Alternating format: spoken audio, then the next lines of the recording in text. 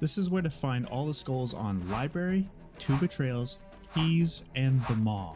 So I'll start with the Library. The first skull will be found when you encounter the first set of Sentinels. You'll turn around and you'll walk up this left side and you'll find the skull at the top. The second skull will be found right after you get off the first elevator. All you'll do is you'll follow the nav marker all the way across to the other side of this area. You'll have to walk up this piece right here and jump across to this little ledge where you'll find the skull.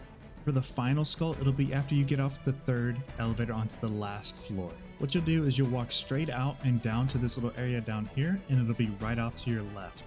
Now for Two Betrayals. You want to start by going to the Banshee that's outside by the Wraith, and what you'll do once you get in it is you'll fly up to the top of this column, and you'll have to try and gently land up here so you can get back off with the Banshee, but the skull will be right up here at the top.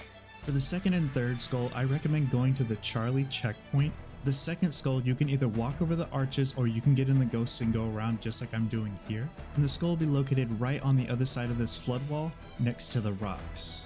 And for the last skull, it's a little more complicated. You'll have to fly up here where the mission's telling you to go. But once you get up here, you don't go to the nav marker. You actually hit this switch and go to the door on the opposite side. And once you get through here, you'll have to fight through multiple rooms until you get to the final room with the tanks. Once you kill everything in the last room, the skull will appear in this middle area right here. Now for keys. The first skull on this map is not easy. First off, you can't use the Acrophobia skull to cheese it. Second off, you have to do it on Heroic or Legendary. And lastly, you have to do it within like 5 minutes. So for this skull, you have to get to the grav lift as fast as possible. Once you're there, you just have to kill the Covenant. And then as you're flying up the grav lift, you have to catch the skull. If you don't catch it, then you don't get this skull and you have to redo it again. This one took me a lot of tries. But for the next two skulls, you can put it back on easy, and I recommend just going to the Bravo checkpoint. So for the second skull, once you're in the ship, you drop down where you see the Wraith and you go into the large door. And all you have to do is go to the very back of this where you find the red door, and it'll be in the corner here.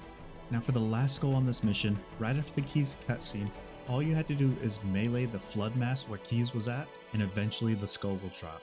And lastly, the Maw.